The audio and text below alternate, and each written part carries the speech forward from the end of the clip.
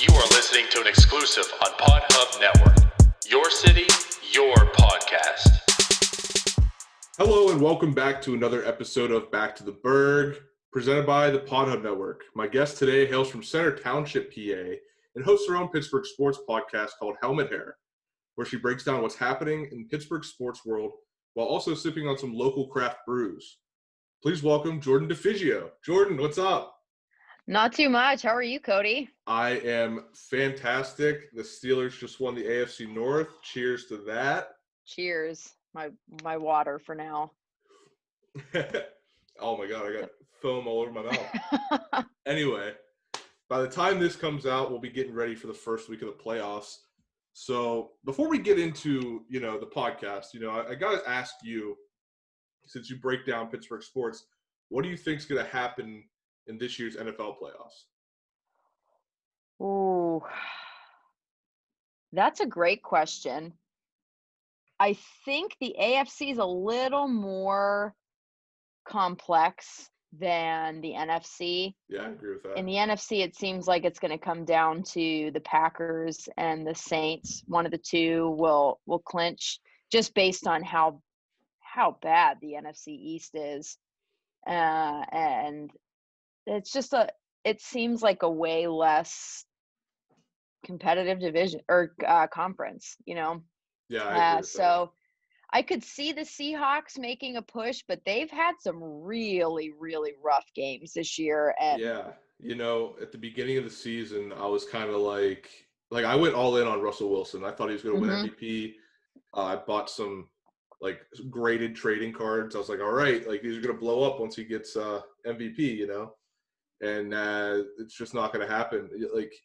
You need to be able to have a defense that is consistent. Yeah. Make sure your offense shines. So that's where I stand with the Seahawks right now. Yeah, same.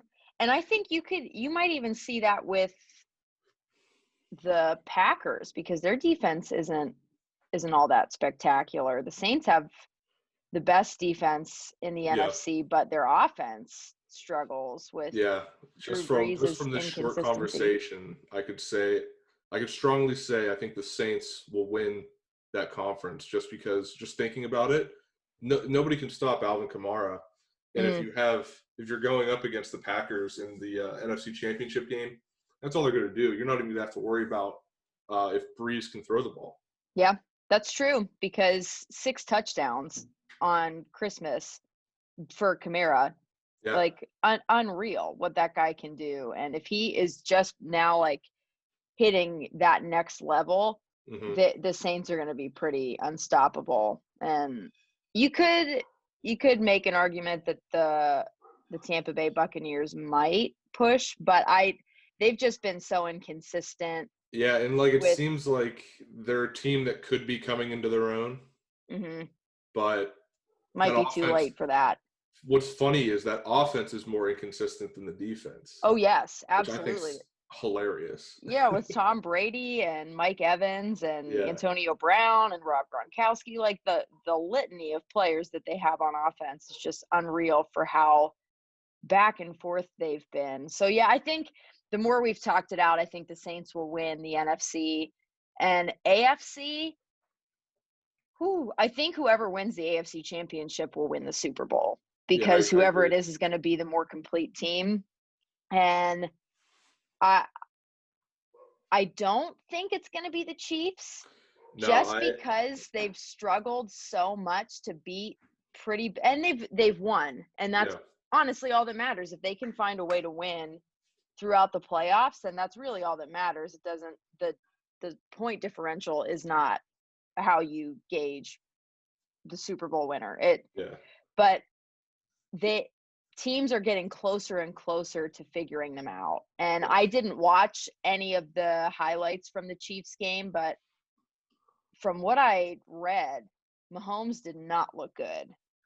Yeah, he's been slacking. And even from watching them play the Dolphins, which was that their only loss? No, the Raiders, the Dolphins, right? So they beat the Dolphins, but the Dolphins were giving them a hard time. Even though Dolphins have turned around very quickly. Yeah. But But yeah, like whenever that's happened with a team like the Dolphins, like you're expected to at least win by a touchdown, and they win by what, I think 3 points. Yeah, it ended up being You like definitely field have goal. some holes that are being exposed. But my unbiased opinion, like I think the team with the best chance and the most complete team at this moment is the Buffalo Bills. I was going to say that too. I think it's pretty obvious at this point, but Yep. what I love about the NFL playoffs is nothing's ever set in stone. Anything can happen. I mean, hell, there's one point last year where I thought that the Texans were going to run the table. Yeah. So that's just the way the playoffs are, and I'm glad we could showcase some of your football knowledge. So now we're going to find out how you got that football knowledge. We're going to talk about you. We're going to talk about your upbringing. So first off, you're from Center Township, right? Mm-hmm. See, you said we talked about this before. I don't remember talking about this, but it's possible we didn't. Yeah, it's possible we didn't. But I'm from Beaver, so like we may have crossed paths a few times. What was it like growing up in Center Township? Where did you hang out? What's the deal there? It's it's not really a mecca of pop culture and tourism attractions. Yeah, so I'd say the best thing to do back in the day was go to the Beaver Valley Mall, but now that's not even a hot spot. I worked at Chick-fil-A at the Beaver Valley Mall in high school. Nice. And even then, I graduated in 2011. So that at that point in time, being there made me feel so icky, because it was just stores kept closing down, and I would work on Friday nights and there would be middle schoolers just hanging out at the mall, and I would always ask, or at least wonder, what are you doing here? There's nothing to do. You look like I feel like I brought back past traumas. Oh just yeah, the way you're acting right now. I always compared the Beaver Valley Mall to the 4th floor of the Pawnee government building. That's what it felt like, where everybody goes like for divorce hearings, and it's just like super skeevy. But I seriously, if I ever wanted to do anything fun, especially after I got my license and all my friends started driving, we would just go to Robinson. We didn't typically venture into the city because we were young and stupid and couldn't really drive well. So we would only make it as far as Robinson, but there was at least more to do in Robinson than Center. And we would go to Beaver sometimes too, because there's at least the cute little main strip of Beaver with local restaurants that are clean. Yeah, they were. Yeah. So you hang out in Beaver. What was your favorite local shop to go to? I love and still love Mario's, the Italian place. And I graduated the high school with a girl whose family owns and runs Mario's. Yeah. So it felt like, I don't know, I had an in, but I didn't really. I loved Mario's. I loved Which Flavor. And once I got into sushi, Yama. Yeah, Yama's definitely right now, like, I think they're taking over. It's a very small place, but everybody loves Yama. Yeah, they're good. But they're good. My hidden gem there is, growing up, I would hang out at Pizza Joe's just because that was Pizza Joe's. Nobody ever went in there, so all of us middle schoolers just took over. But my little hidden gem that we would always go there the last day of school was Philly Originals. That's the place to go. They had, I had some buddies. They ended up working there, I think, during high school, and then also a little bit after high school. And they knew how to whip it up, man. So good. Yeah, and Cafe Colache right next door. Yeah, Cafe Colache is always a cool hangout spot. I would always go there when we had light up night. That was like the place to go inside, and you can see outside. It's all like Christmassy, whatever. Yeah, good stuff.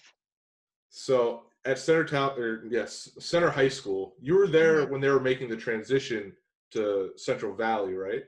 Yes, that was the first. So the first year of Central Valley was the year I graduated. We were the first Yeah. graduating class of Central Valley. And it was something that when they first started prepping for it, I was so pissed about it Yeah. because I had this weird feeling of loyalty to center at that point and was like, I've gone to center my whole life and now they're going to tell me that I'm graduating from some other school with all these randos. What's this? But honestly, by the time I got to my senior year, I was like, put whatever you want on my diploma. I don't care what it says. You could say that I graduated from a dumpster. I just want to get out of here. Like, Yeah. fine, good with it. Yeah. So you then went to school with like Robert Foster and Yes, he was a sophomore, I think, my senior year. So okay, and then also Whitehead. yeah, Jordan Whitehead. Yeah, okay. I don't know why I forgot his last name. I feel so Mm-hmm. bad. But yeah, Jordan Whitehead. You said Robert or D-Rob, sorry. He was a sophomore. So like, did you know what he was going to become? I think we all knew my senior year, we went to Heinz Field for the Whippioles and we won. And he was a big part of why we Yeah. won. And we could all see that he was just super talented. And our football team as the Center Trojans was never very good. And as soon as we merged and he came over from Monaca, it was like, oh boy. And that's the thing is I feel like Monaco wasn't that big either, but once you guys came together, it was like a powerhouse. Yeah, something just clicked. Yeah. And yeah, because they won states this year, Yeah. which is just wild. Yeah, I'd say ever since 2011, they've just dominated their what would you call it? Their class. Yeah, AA. I think we're not. I don't know. They're They've changed. I know. Oh, really? I went to Beaver. They were in AA. Then we were in Quad A. Then we're in AAA. Who knows what's going on with that? Whatever anymore. They are. Yeah. Yeah. So who knows what's going on with that anymore? But yeah. Tell me, when did you start to find your passion for sports, specifically Pittsburgh sports? My Lord, I can't technically say birth, but as soon as my cognitive memory starts kicking in, that's when I loved Pittsburgh sports. Yeah. I grew up in a Pittsburgh sports family. And I remember, I'm pretty sure my first Halloween costume that I picked, so when I was like 3 or 4, was one of those little package deals that comes with the Pittsburgh Steelers pants and the generic Pittsburgh Steelers jersey and the helmet. That's and so cool. Yeah, oh my God, I always loved the Steelers, and I grew up loving Cordell Stewart and Hines Ward and Plexico Burress and Jerome Bettis. And I just remember every single Sunday getting so amped to just sit on the couch with my dad and watch the Steelers. And I would go to Pirates games. Everybody went to Pirates games once PNC Park came around, you know? Yeah, I went to maybe one or two at Three Rivers, but yeah, once PNC Park opened up and it was just beautiful and new, and oh my goodness, that was the attraction. And I think I went to my first Penguins game when I was in 7th or 8th grade. That was I grew up sort of keeping tabs on the Penguins, but the Steelers were always my number one. It wasn't until I can't remember when, but it was like middle school, high school when the Penguins started really rivaling the Steelers. And then once I really got the hang of hockey and the rules and the flow of the game, I was like, this is just the greatest sport on the planet. Speaking of hockey, I feel like our generation, I'm going to group myself in with you. I think we started to really watch hockey once the Penguins started going to the Stanley Cup in 2008. Yeah. That's when I really started to watch. I know there, like, a lot of people are like super into hockey. Like, I'm sure you know, the Beaver County like junior team. Mm-hmm. They're named after Badger Bob Johnson. Yep. They're the Badgers. Mm-hmm. So I have friends that have played for them like for years, and just like surprisingly, we didn't really grow up with that connection to the Pittsburgh Penguins. Meanwhile, once the Penguins start going to the playoffs and being good and they get Sidney Crosby, my dad starts pulling out these 1991-92 T-shirts, like Stanley Cup wow. T-shirts. And I'm like, why did you never introduce me to hockey, Dad?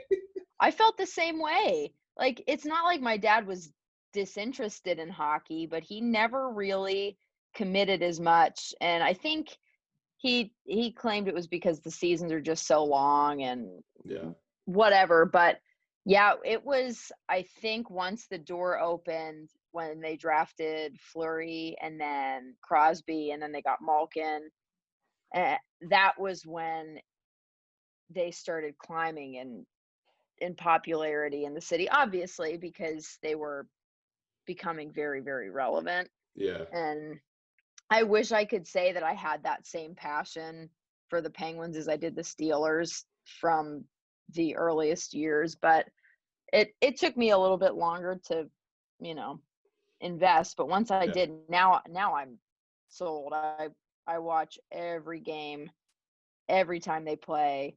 I go to multiple games a season. I went to Game 5 of the Stanley Cup Final in 2017. Oh wow, that's awesome! It was epic. It was my one and only birthday present that year. Nice. Yeah. Well, I guess they won the cup the year before. After my birthday. I'm sorry. Yeah. Yeah. No, you're good. So that was the second present that I got that year. But, nice. Short story. My brother and I, we got to go to the Eastern Conference Final. I want to say it was the 2016 season. I could be wrong. Could be 2017. But with the Eastern Conference Final, I think it was Game 3 when Crosby had the one-timer. I think it might have been an overtime to win the game. And that's not even the best part.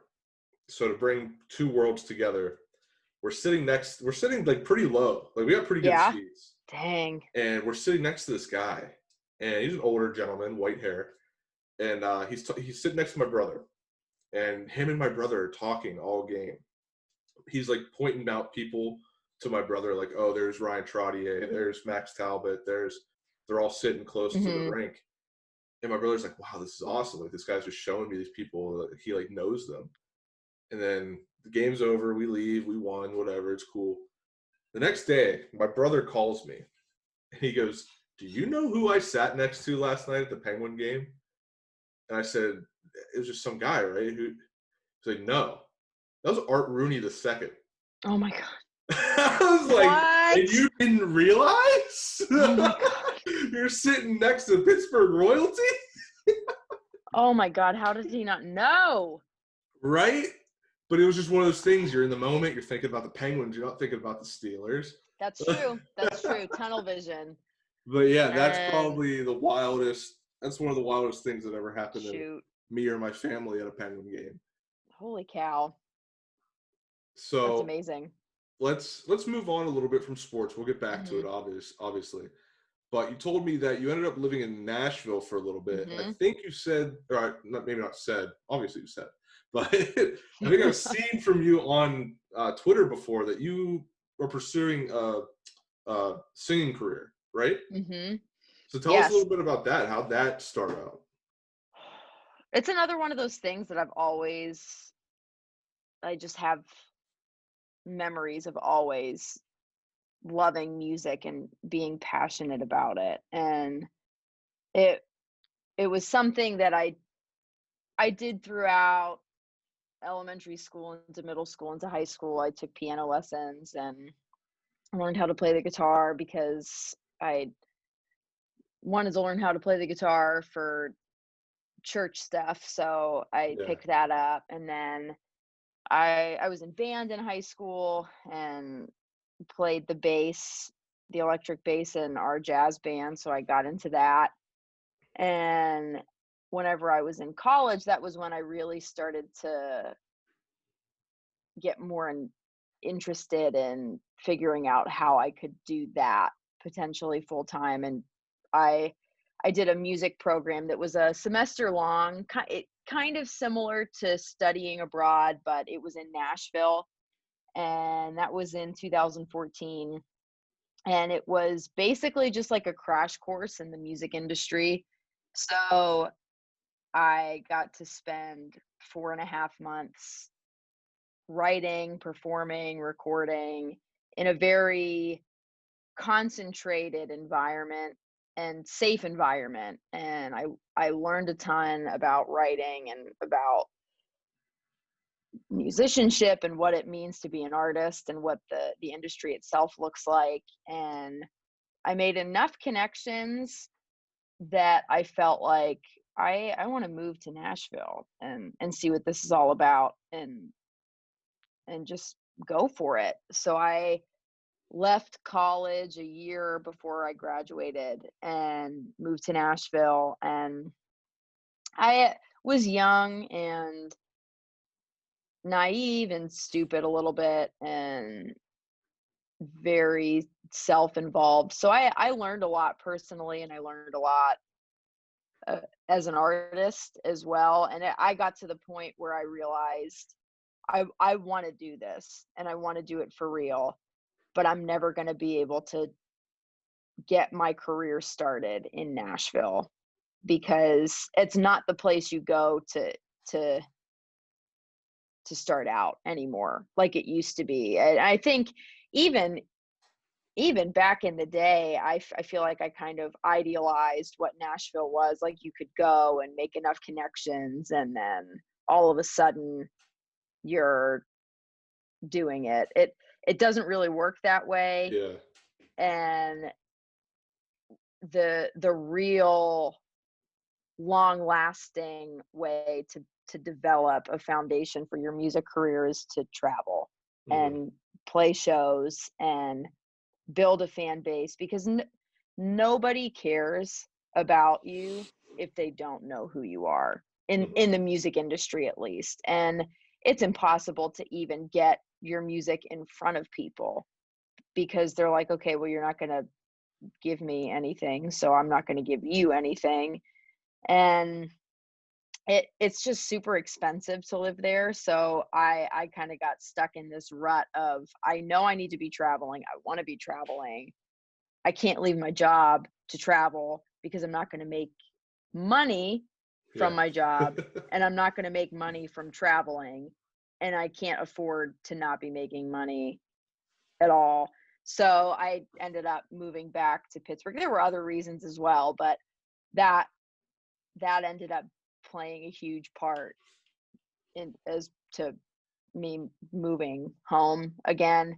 And I did more for my music career in 2018 and 2019 than I ever did in Nashville. Yeah.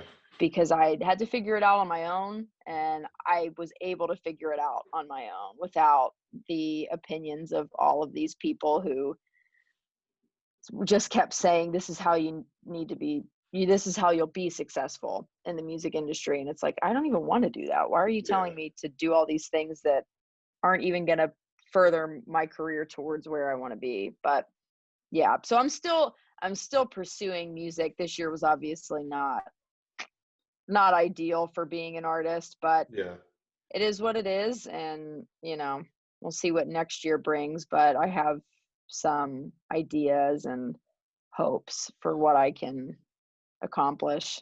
Yeah, absolutely.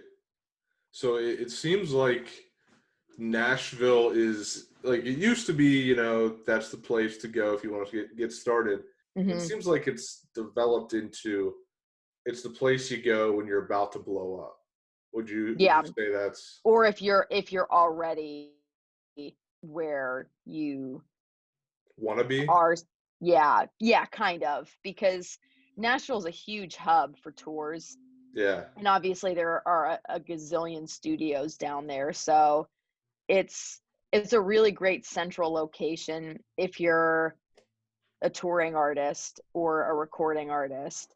But if you're somebody at my level, like I can basically live wherever I want because I'm the one who's controlling my touring schedule, and I can fly down there to record if and when I'm ready. Yeah. And yeah, but outside of people who are already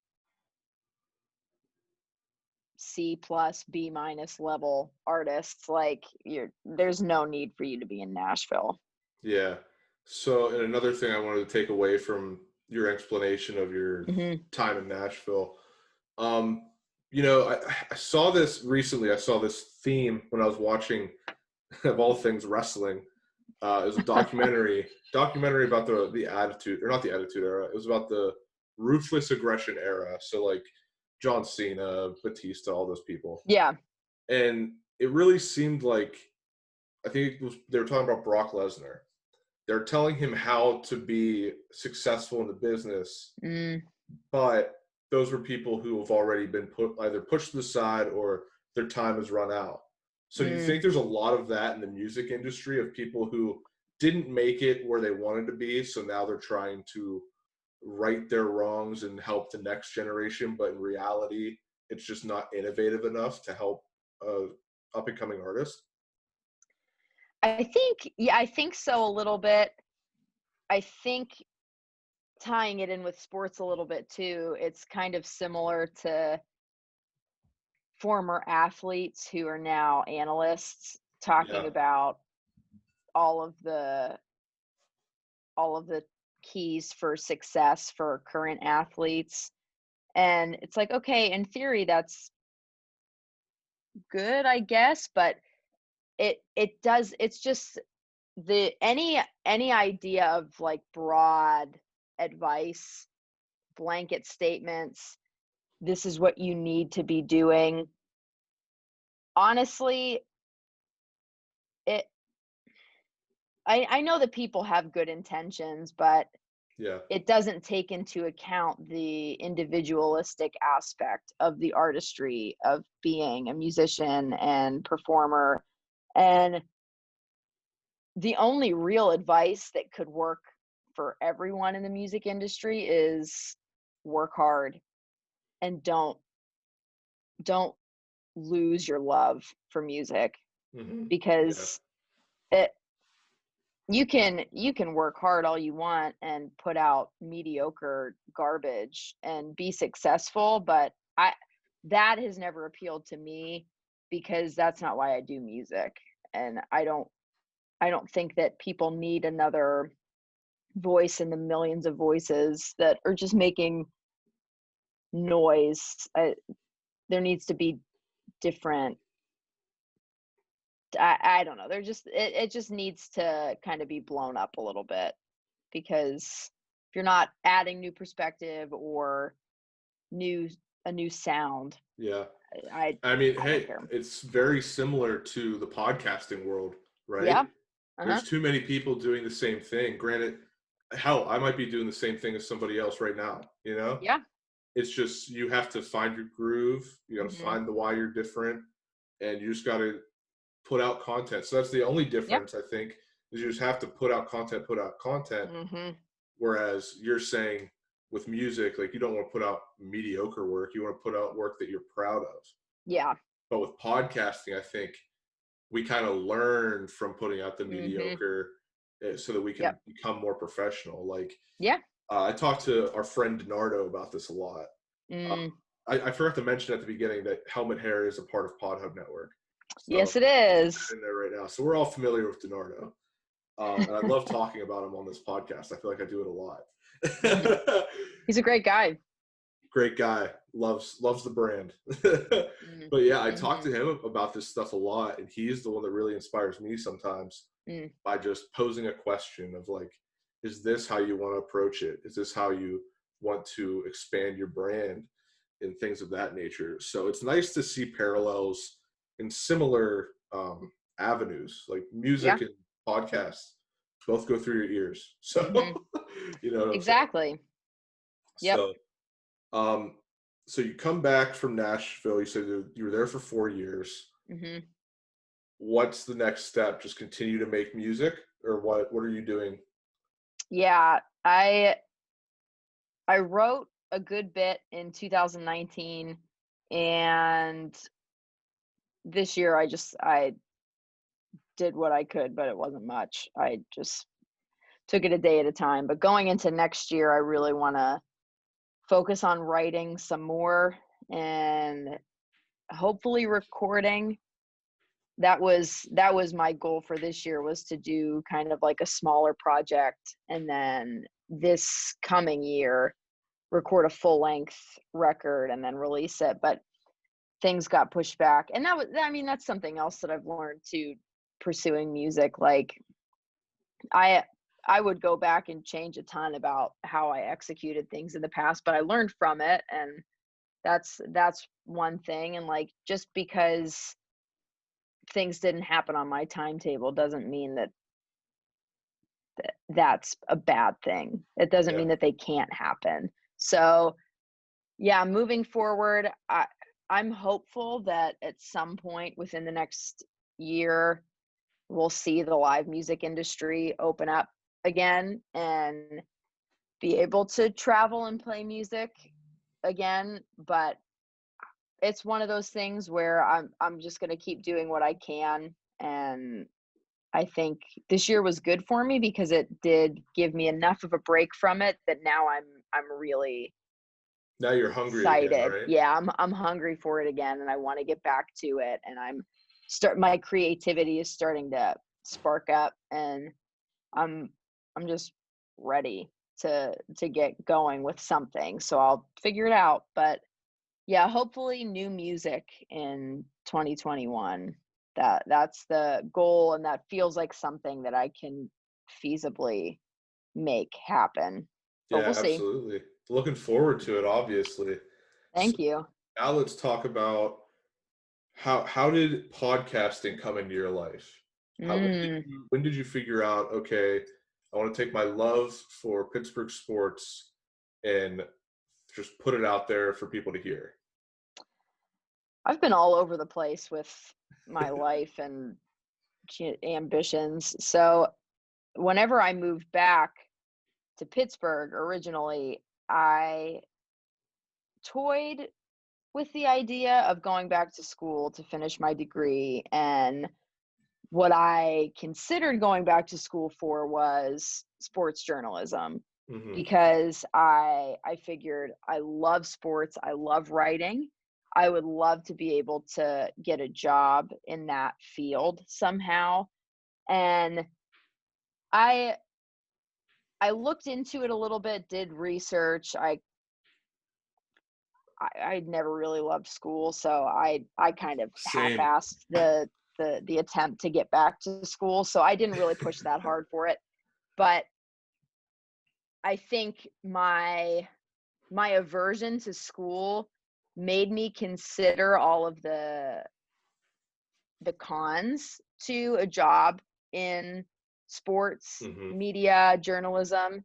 And where I landed was, I am already pursuing a career in music, which is something that I love, but it is something that has a give and take with, this is something I'm passionate about, but I also am doing it as a job. Like it isn't all fun all the time. Like I have to think of the management side. I have to do things that I don't necessarily love to get myself to a point where I can be doing the things that I love about it. I don't know if I want to take the one thing in my life, sports, that is just a hobby and something that I love and something that I can go to with no stress, no timetable, watch games, enjoy the games, talk about things in my own way. I don't know if I want to take that and put that stress on that as well, to now be something that I have to focus on analytically and for monitoring statistics and constantly being up to date on everything that's going on. Yeah, it basically consumes your life. Exactly. And I wasn't sure I wanted that. I also, as I started subscribing to different media outlets and publications and reading stuff, I realized I would have to conform a good bit to whoever I work for. I would have to kind of cover my voice with their voice and go at it from an angle that they approve of.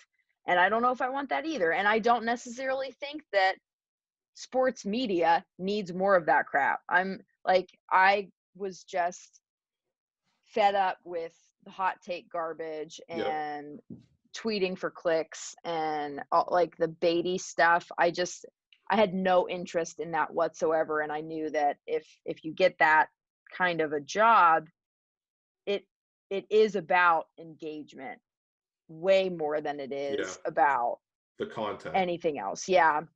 And like, I saw it most prevalently when Andrew Luck retired.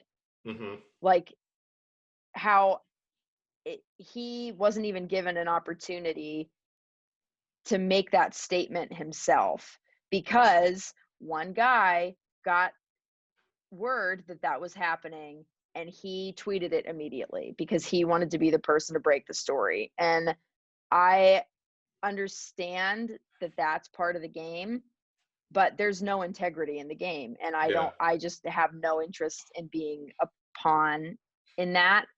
So there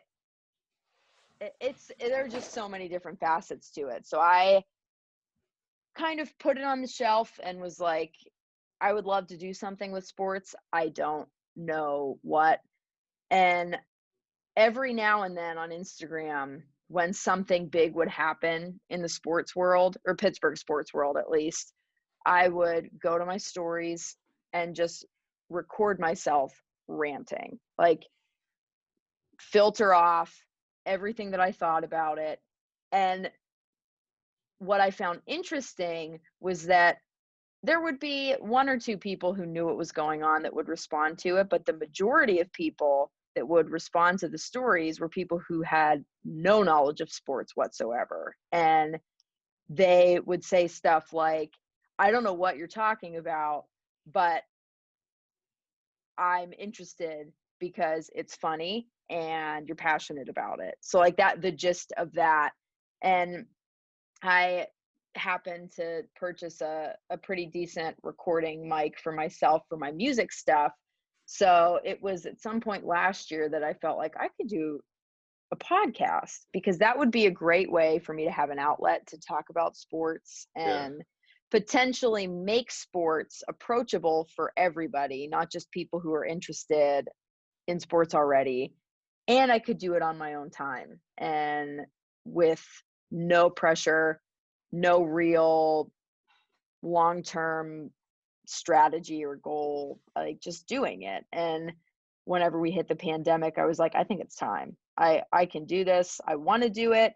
It'll just be for whoever wants to listen, and we'll see what happens. But I want to do it because I love sports, and if it's fun for me, then great. We'll keep it going. But if not, I don't have to do it. Yeah. So you covered a lot there, and I appreciate it. Yes, I did. That was very thorough. I'm sorry. Yeah. No, I appreciate it. It's awesome. So my question to you, I have many. What is it like being a woman in sports? Because I obviously follow people who are not very liked because they do what you say. They go for the clickbait. But they're also passionate fans, and that's pretty apparent. Yeah. So being a passionate fan on social media, you constantly have your voice out there. What's it like? How much backlash do you get from people who just are inconsiderate? And like, what is that whole process like of just getting through it? So it's been interesting. The most backlash I've ever gotten has been on something I tweeted about the Thanksgiving game against the Ravens, and I just kind of poked fun at them because it felt like the league was kind of coddling them a little bit. Yeah. And there was some not so great stuff said to me. However, what I will say is, I'm all speculation. I'm not sure how accurate this is, but I have short hair. I don't really put a lot of effort into how my face looks most of the time. So I think that it's a lot harder for women who are super attractive, and there's like that assumption that they just don't know what they're talking about because they're super attractive, and they also care about how they look. Kind of people assume they have their priorities elsewhere and they're just commenting on sports, that kind of thing. Yep. Okay. And I think my guess, just based on what I see on Twitter, my guess is that is why it's so much harder for them, because that's a hurdle that they have to overcome, because people look at them and they're like, you don't look like you like sports, so therefore I'm going to assume you have no idea what you're talking about. And for me, most of the backlash I've gotten has been that I'm, a lesbian or whatever, which isn't even, a thing. But that's what these people say, and it's like I see it everywhere, not even with just you. It's like I don't know. I don't know how. I know there's that one page. It's support women in sports. Mm-hmm. I don't know if it's some sort of like charity thing where you help women get into like internships and stuff. But like that's something I really support, because sports are for everybody. Yep. And it frustrates me so much whenever I see people just go after someone with a sports take just because they're a woman. Yep. And like honestly, it's the most frustrating thing in the world, especially whenever I have a friend like Gab Gowdy, who she literally she can be abrasive. That's fine. Oh yes. Yep. But she owns who she is. Uh-huh. She owns her takes. It's part of her persona. Exactly. And that's what everybody's putting forward on social media. Yes. Like it's their persona. But what you said, like people just go after her and assume she doesn't know what she's talking about because she cares about what she looks like. Mm-hmm. And it's like you see that as a man, like I don't know how to defend that, because obviously if I defend it, it's like, oh, you're a simp or whatever people want to say. It's like, no, that's my friend. It's someone who I respect in the sports world. Yep. You're trying to say that their opinion doesn't matter because, like you said, they're attractive. Yep. Which is something I feel like, I hope in the year 2020 we can kind of overcome and accept people that for that stance, I guess you'd say. I don't know. I feel like that's bad wording for what I was trying to say, but I know what you mean though. Yeah, and that's why I almost enjoy talking to women about sports more, because it's a different perspective. Mm-hmm. Because like I don't know who said it. It might have been today. Somebody was like, all these people assume girls don't know anything about sports because they never played. It's like, that's an interesting perspective to take in. Mm-hmm. Like I'm not going to discredit anybody who never played football before. Yeah. Unless like they're trying to coach a team, then I'm like, whoa. Okay. Well, yeah, you have a little totally bit of different thing. Yeah. I'm starting to assume Randy Fichtner never played football. I don't think he has. Oh my goodness. Yeah. But anyway, back to our point. It's like people that aren't open to a different perspective, and like, why do we have to keep talking about the same sports shit? You know, it's like, why can't we bring in a new perspective and make it interesting instead of talking about the same thing we've been talking about for the past 100 years? Yeah. It's just incredibly lazy. Yeah. To make that kind of a snap judgment about someone, and I don't get it, and it makes me super frustrated on behalf of all of the women who have to try a million times harder to prove to the world that they know what they're talking about, when they shouldn't have to prove anything. Yeah. And even it just, all of it is so confusing to me, because you would think that somebody who loves sports would want other people to also love sports. Yeah. So then when somebody else is like, hey, I love sports too, to then be like, no, you don't. It's like, people, I think it's in huge part due to the fact that we women have never had the opportunity to play football. And personally, I wouldn't want to. I would not ever want to put my body in the path of Aaron Donald. Like, yeah. I just right. Yeah. no, Now no, that we're thank not. you. No. And yeah, but I also think that people just love to be confrontational, especially on the internet, because it's so easy to. That's like the stuff that happened with Juju's mom. Oh my God. That, like, I keep saying, anytime it comes up on my timeline, I mention something about it, and how if you send death threats to someone, like anybody, you're subhuman to me. Yep. Like, that's It's just not unacceptable. And I'm glad we brought a little bit of light to the it brought light to the dark side of the sports world, especially when it comes to women, because that's something I feel like needs to be talked about more. I think it's starting to be talked about more amongst at least the people I follow. Yeah, which is good. That's huge. And I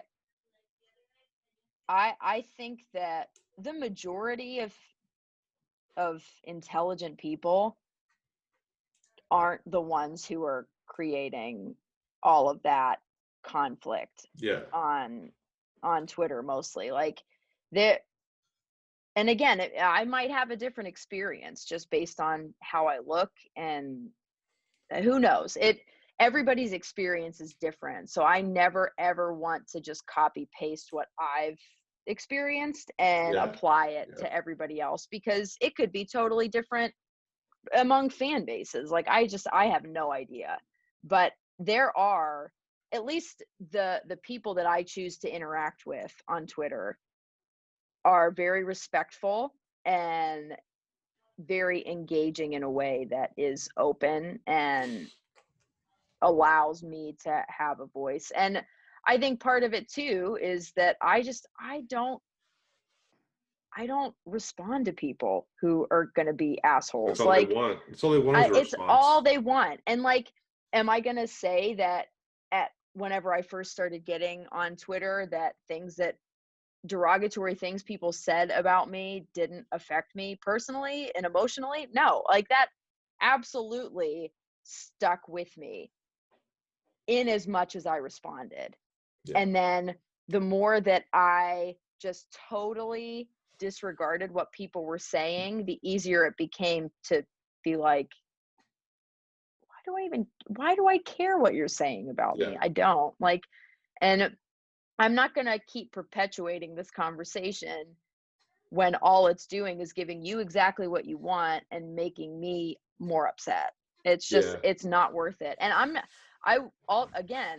not going to copy paste my opinions on that stuff to other people and say they should do it. If people want to engage with it, that's up to them. Like, they want to keep the conversation going, whatever. But I'm not ever going to get into that pit with other people just because they are miserable where they are and they want to get as many people stuck in there with them as they can. Like, it's not worth it. It's not worth my time or my emotional energy. Like, exactly. Yeah.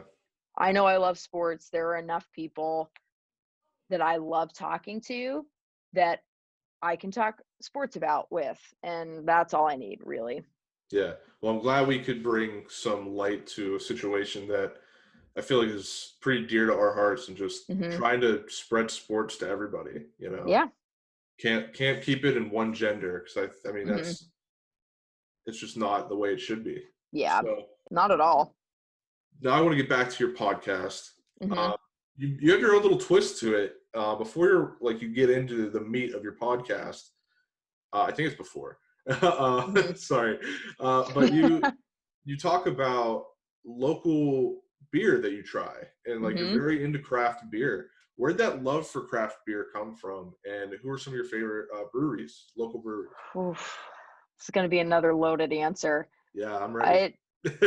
I love so much about life and so many things in life that I just try to go for it all. I'm trying to think of when I first started really getting into craft beer. I think it was going on 3 years ago.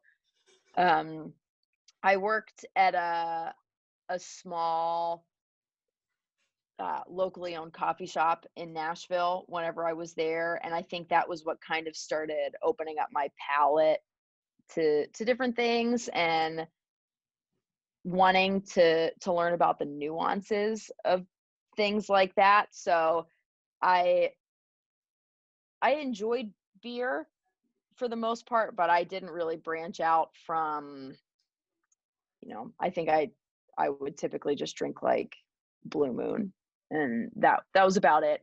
But So like, I did you ever like, before you got introduced to like mhm, those types of beers, did you drink like a Natty Light or a Bud Light, or like did you drink like a light beer before? no, that was never something that really appealed to me. Not because I don't know. I felt like all of those to me taste the same. So Yeah, I would rather drink a beer that I'm gonna love that has than flavor. Yeah. yeah, than a beer that I might kind of be okay drinking. Like Okay. that was just kind of where it was for me. And I didn't really drink beer a ton. So it wasn't even like, because I know that, you know, Natty Light is super cheap. Yeah. And if I were drinking all the time, I'm sure I would have had to like scale back a little bit. But I I was like, I don't drink enough to waste it on something like that if I'm not gonna love it. But even now, I don't drink Blue Moon because I'm like, there's probably a better option and Yeah. something I'll enjoy more. But yeah, I started getting into craft beer, I think early 2018. I played a show in Chicago at a local restaurant brewery, and I tried something that was totally new to me. It was this beer called a Kolsch, and I was like, what is this? And one of my friends got it and she let me try it. And I was like, that is the best beer I've ever had. And then I realized there were a ton of different types of beers. And I was like, I'm gonna get into this because it's worth it. And all of 2018, that was when I started kind of like training my palate. That just sounds so douchey and pretentious, but I And I like that I want to get into that because mhm, that's the like what a lot of people perceive like the craft beer community mhm, as is like, oh, they're just, they're drinking beer. It's just beer. mhm. Why do they have to be pretentious and douchey? So is that something that you've gotten backlash for? Maybe is like, oh, she's a craft beer girl. Okay. At first, from my family, yeah. Yeah, And they listen, that's what it yeah. is for my family too. Because my brother, he started to like, grow up a little bit. He's your age, and Okay. he he'd start drinking craft beers, and my dad would be like, "What the hell are you drinking? What the hell is that?" Yep. It just doesn't make sense to people. And it's like asking somebody who hates beer to try 3 different types of beer. They'll say it all tastes like beer. Yeah, And it's and that's something I would have said 4 or 5 years ago. Like it tastes like beer. I don't know. Tastes like beer. Smells like beer. I don't know. But the more I got into it and the more my dad's really into craft beer now, and even my mom drinks beer and loves beer now. And I try not to like I'll geek out over beer, but I try not to get snobby because it's another one of those things where like I love beer, therefore I want it to be approachable for people yeah, so that they can also love beer. yeah. And I I know that there are I can be that way. I can be super snobby. So I know it's in my nature and I have to like really fight it.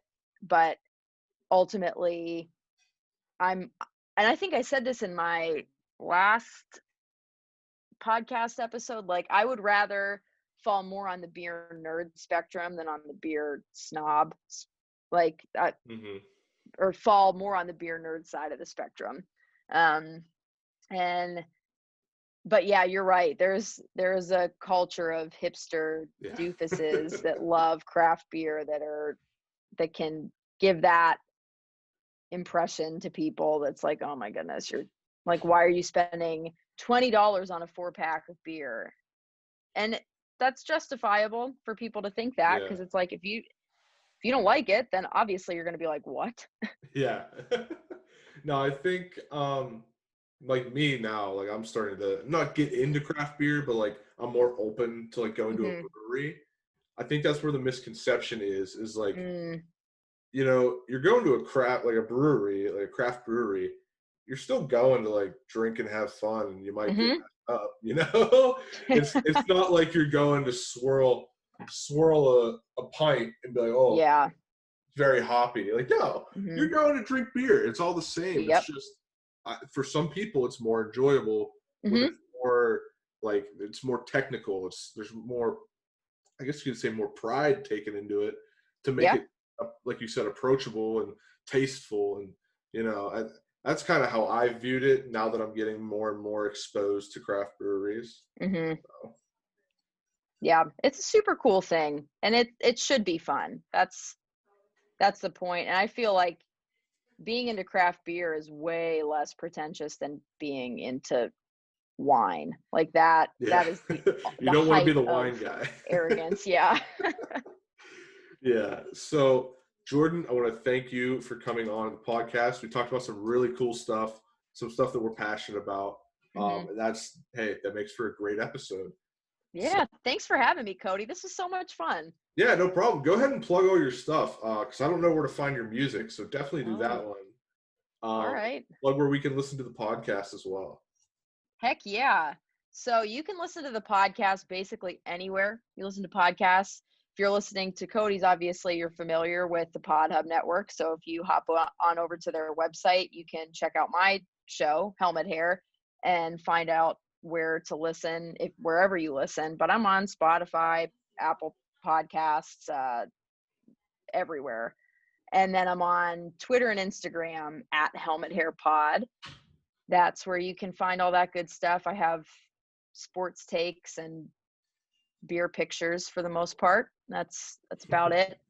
And then music, I use the stage name Noah, N-O-A, Jordan, because my last name is Italian and it has a capital letter in the middle. So I just wanted to avoid any type of confusion around that. Yeah. Yep. But I'm on social media, Instagram, Twitter, Facebook, and my handle is at the Noah Jordan, Noah without an H.